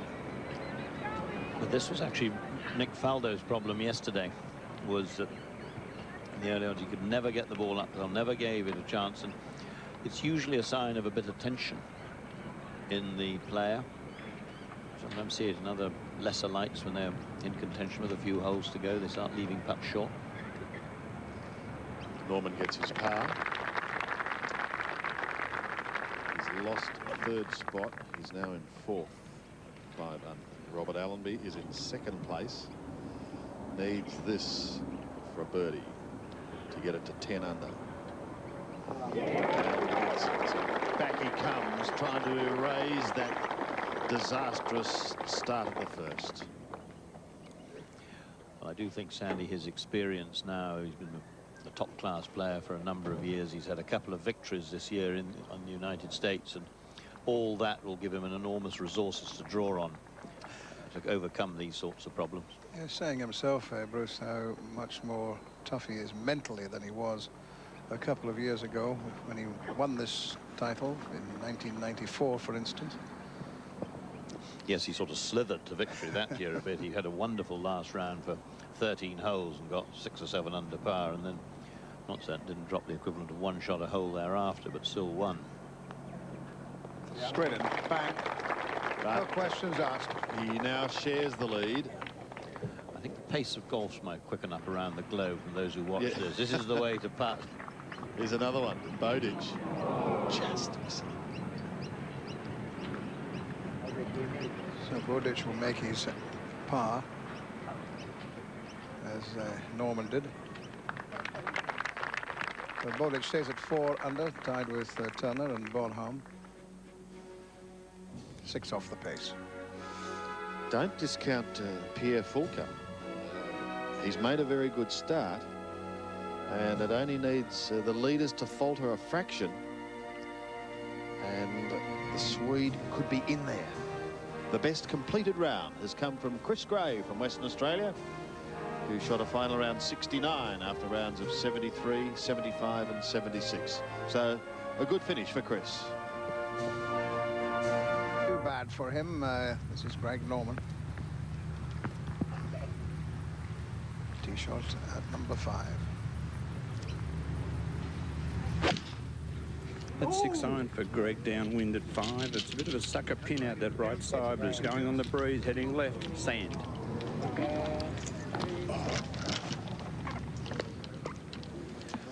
Well, no reason that shouldn't be a decent line.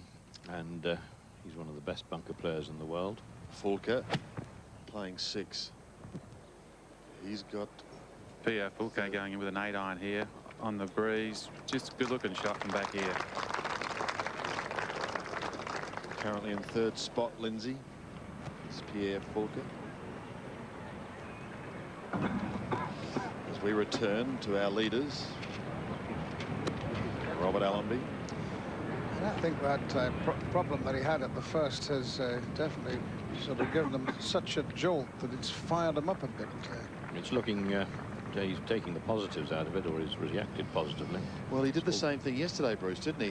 He heard on 12 and said to his caddy, well, now, come on, let's get our act together and head home and do it the right way.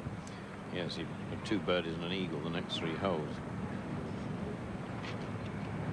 136 for Robert, similar yardage to Greg, but Breeze has picked up a little bit, just a solid 9, and this one's slinging over towards the flag. So approaches at 2, 3, and now 4 have been centimetre perfect. Slice under this, cut it up, hit it high over the bunker, and he hasn't made it. There's always a difficult shot. Move over, please. Camera. Very, very quick again when he got round to hitting it, so I still think a little nervous. Not badly. Yeah, it's just 103. Similar shot to yesterday, as they toss it high out of this rough and hope that it will stop, despite the fact that it's coming out of a flying lie. Now, it's not going to sit down real quickly, but that is just a fantastic shot from the young man. Great imagination. Might be seeing the start of what could turn out to be a ding-dong duel here between these two. Maybe a ding-dong duel every year for the next few years. It'd be nice, wouldn't it?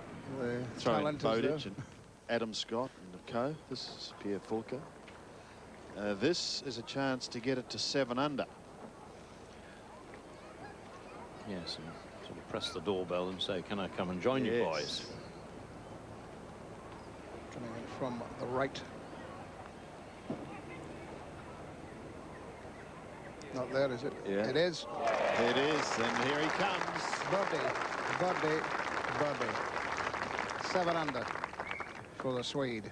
4 days you've waited, and finally it's arrived. Someone to do a Laidlaw.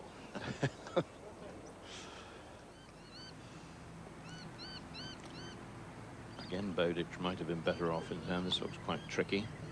Go in. I'm saying go in, and it's not going to be that far away. Wonder we've got another 1-putt green.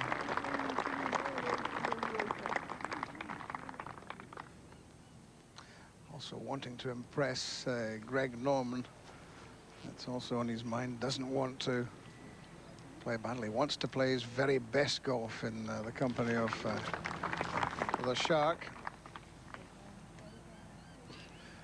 You can see Norman's ball. Remember, he was in the bunker, so he's got about a 5 or 6 footer to save par.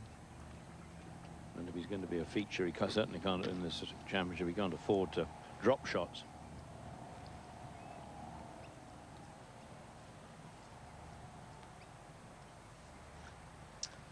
So, big test for Norman here to save par. And he's not going to do that.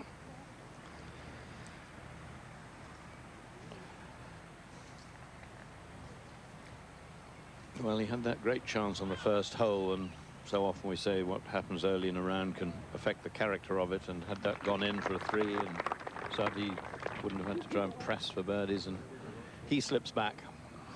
Taking on a new look, this leaders board with Greg Turner now, the only one at 5 under. Fulke is at 7 under, and Badley here currently at 10 under, but with this birdie putt, can he go to 11? It looks good. It's online. Badley has the answers at the moment.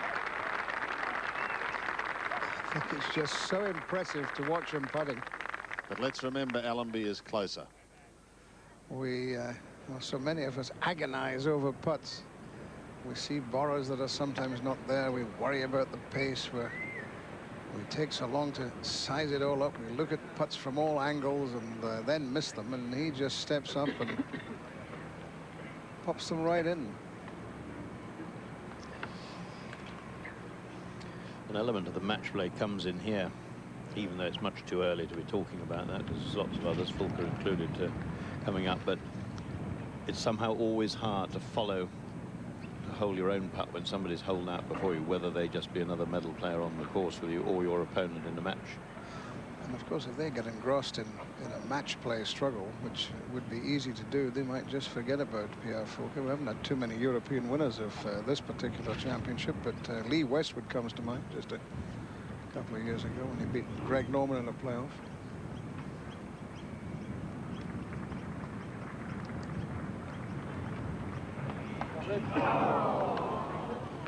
So Badley leads on his own. Mind you, Brenton, if they throw birdies at one another, they don't have to worry about the rest. Yeah. But it's so true. To 7. And we talk about the young guns. Here's another one. Adam Scott with this eagle putt at the par 5. Started nicely. He's already picked up 1 birdie at the 3rd. Parred the rest. Well, they make a birdie anyway, and a great finish yesterday with a handful of birdies in the closing holes, which are supposed to be so difficult here at Kingston Heath. He didn't find them difficult yesterday. Look at that scoreboard now showing Fulker climbing into 3rd place. Badley leads by 1 from Allenby. Adam Scott, we can tell you, did tap in for birdie. The old sundial in front of this magnificent clubhouse. What great tradition there is there and great history. And, this is the first of the par 3s here at Kingston Heath. The first of only 3 par 3s. The 5th, 173 metres. 7 iron for an arm. Hit this one heading just on the breeze a little, but pin high again. He's just taking a little left of the flag. This young man has a composure well beyond his years. Andrew Bonham at 8 doesn't like it. So many have found the bunkers just there on the corner this week. I remember Greg Turner being over there, if not in one of the bunkers, certainly in the rough beside one of the bunkers.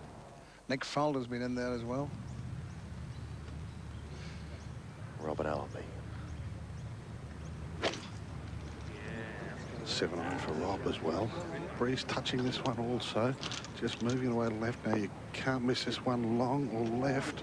Be careful over the back there. Yeah, it's gone, Paddy. Tough over there. Still going. Advantage badly. We'll move ahead to 6, and you can see down the bottom of your screen in the white hat, right there, Greg Norman. 1 over for the day, and slipping out of contention now, 7 shots from the lead. Well, Sandy, 133 for Greg. This is coming in pretty short from where I am. Obviously, wrong club completely. 1 club too short. Yeah, and on the lower tier too, Jeff. A big sigh from Greg Norman because he knows it's another mistake. Well, he has 5 Australian Open titles to his name. It's an extraordinary record, and he's been runner-up on a number of occasions. He was right in the thick of things again last year when Badley snuck away.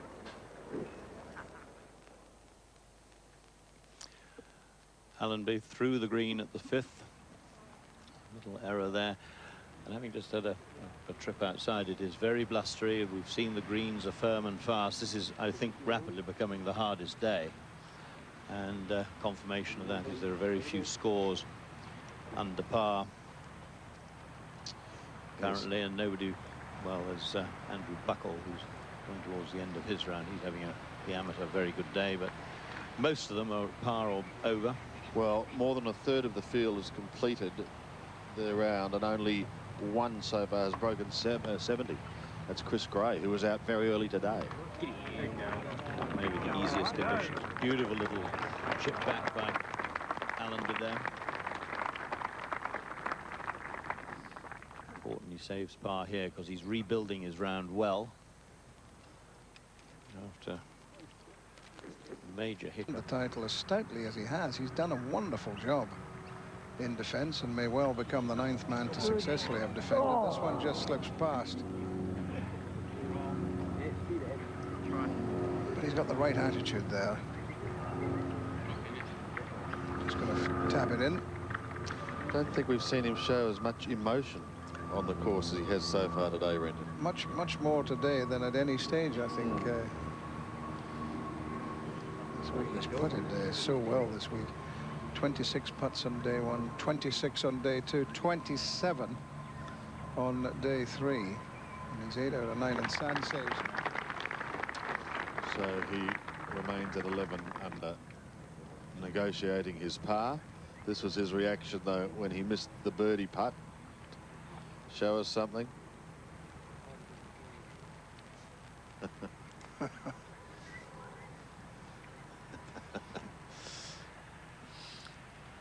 It's never quite too bad when it's for birdies. Save par. Coming to the end of his round, Stuart Appleby at the 18th and having a very good day at 2 under par. He's a second shot at the 18th. It tiptoes past the cavern on the right, and this is going really close. Wonderful way to finish. That's going to be a round of 69 for Stuart Appleby. And he finishes, well, he will finish in red figures. That's great. Norman also has this birdie attempt back on 6. It is very good too. But that will be par for Greg, and he'll remain at 4 under. What a great finish for Appleby, who's announced that he's going to play the PGA Championship, which is good news. Well, that makes up for Fulker not being there. Yeah. And here he is. The aforementioned. Perfect drive. Take on this shot, you aim at the right-hand edge of the green, and he's done just that. Drawing it a bit. Is it going to hold?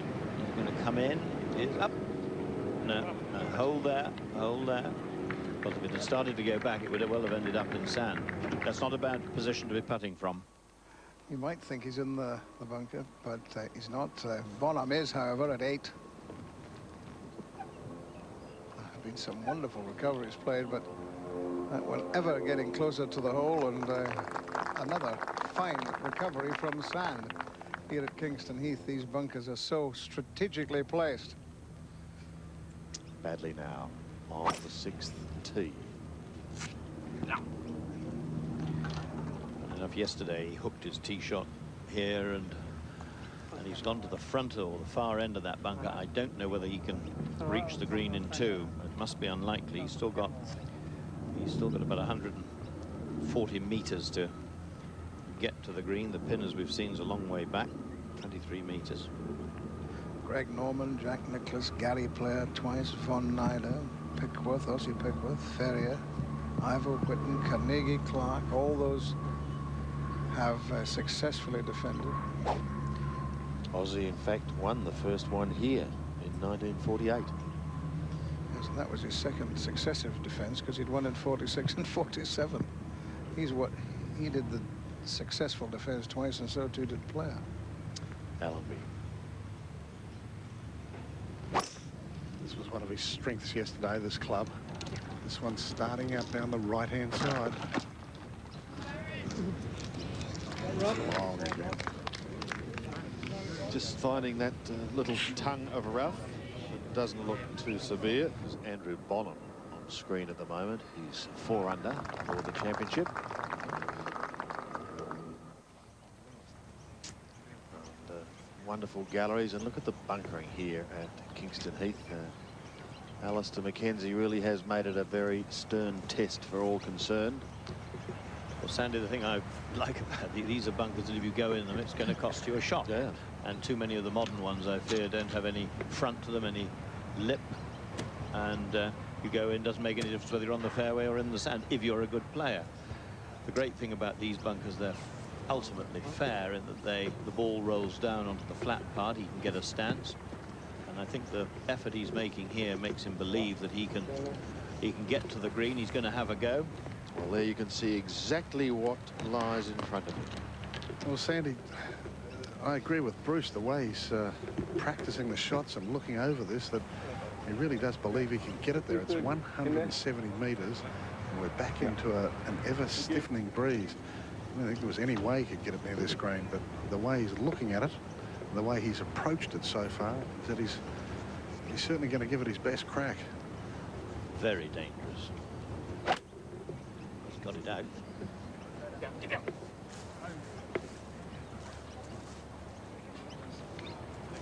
Not a lot of noise, not a lot of response. I lost it on, I think it's headed for the trap. Yeah, you're right, Paddy. You are right. We've got it. It's on the trap on the right-hand side of the green. Well, that was not a bad shot, I'll tell you. He could still get down in 2 from there. Fulker we saw at the edge of the green in 2 at 7. This for a birdie. This to go 8 under.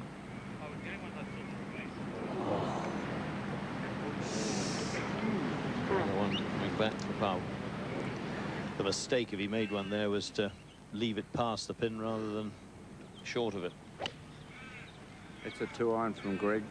Scooting right up towards the green. Great effort, but a bad kick to the right, and looks like sand. Tough.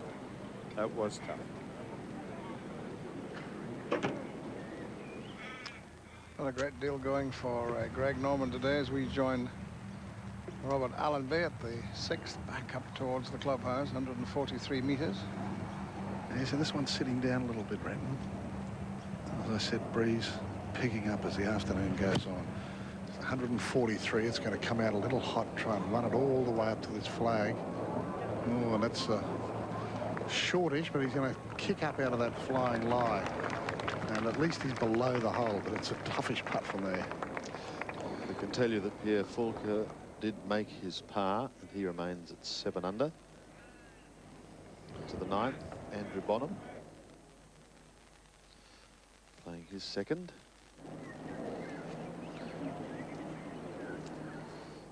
Quite a bit away from the pin there for Bonham. 2 putts for par, and he'll be out in 34. 2 birdies and 7 pars. You never know, he might just hold it and be out in 33 on a day when conditions are getting tougher all the time.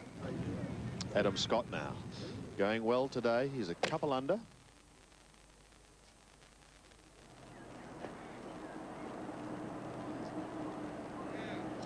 And ideally didn't want that ball to check as severely as it did. Needed to run up a little towards the pin.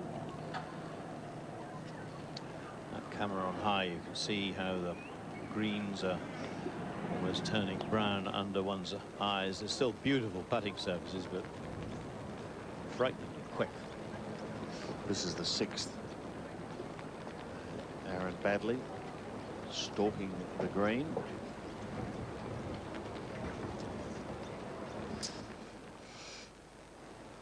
it's quite a big target, this 6th green, but there are some very sharp slopes and contours.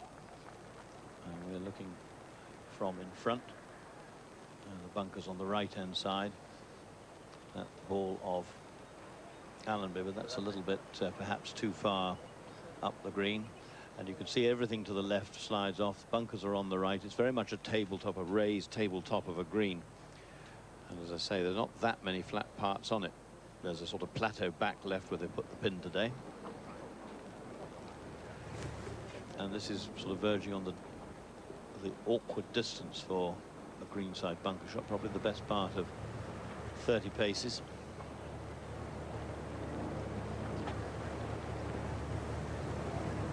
Been pretty good out of bunkers.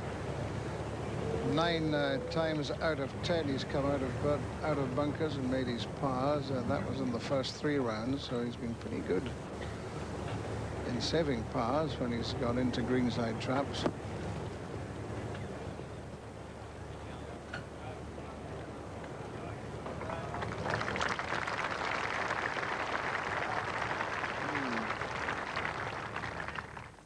From one bunker to another. From Baddeley to Norman. It's a really hard bunker shot. He's played a brilliant one because it's all downhill from the edge of the bunker to there. Another 6 inches right with the bunker shot pitching, and that would have rolled right down beside the hole. Look at these flags now blowing as the wind gets up this afternoon to make it the toughest of the week for the final stages of this fine championship. Expected to get much warmer, currently 26 degrees. I suspect the speed of the wind, though, is rather more than 7 kilometers, but that varies, of course. It is a bit blustery.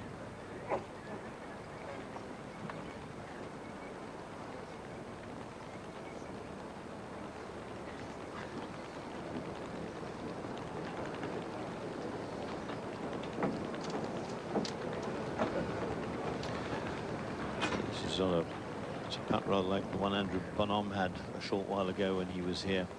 The rise in this putt was in the first quarter of on its way to the hole, which does tend to make it difficult to judge the pace off. Not an immense amount of break. But from right to left. The hole, it's always good to get a 4 on.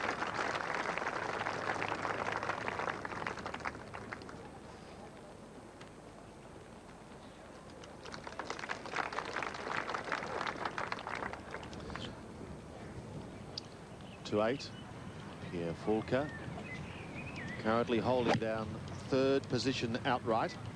Going in with 5 iron straight into the breeze. It's really freshening out here now. It's going to be a little long. Good looking shot though, but a little long. Well, that was a severe punishment for what was a marvellous golf shot.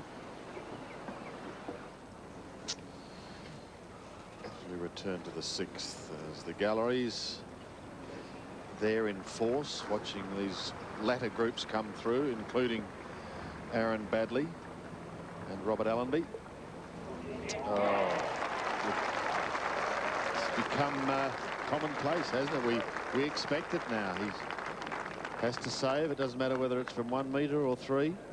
We expect it, but more importantly, he's now expecting it, and the thought is so often father of the deed when it comes to putting. Stephen Bowditch, big putt this one. An eagle putt for the 17-year-old. He's going to make a birdie, and I tell you this, it will give him a 2-shot advantage over Andrew Buckle, who's in the clubhouse. Buckle had a round of 69 today, and he's on 1 under par. Bowditch at 3 under par in the battle for the silver medal, which goes to the leading amateur. Adam Scott. And he still has a little bit of work to do to save his par and remain at 4 under. Greg Norman is at the 7th. This will be a great birdie. He's got it down from sand, and the first time today he goes under par. Joins Turner at 5 under, and here is Greg Turner. He's playing the 8th. Greg Turner coming in here with a 6-iron, a little closer to the green than what Pierre was, but this is much shorter and on a pretty good line, just a little short. Pin on the 8th, 20 paces on today. This is Andrew Bonham. Missing his birdie attempt at 9. And now to the 8th tee. Greg Norman. Coming off a birdie.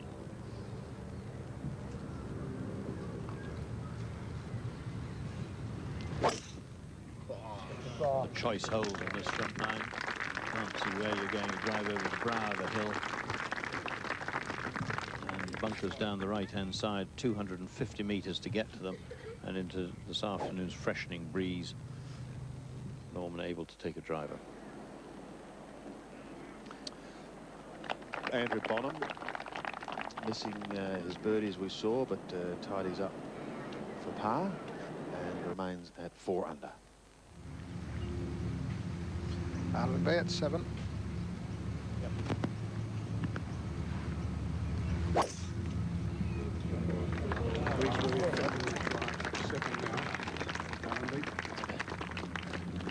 Alongside the traps, perfect position.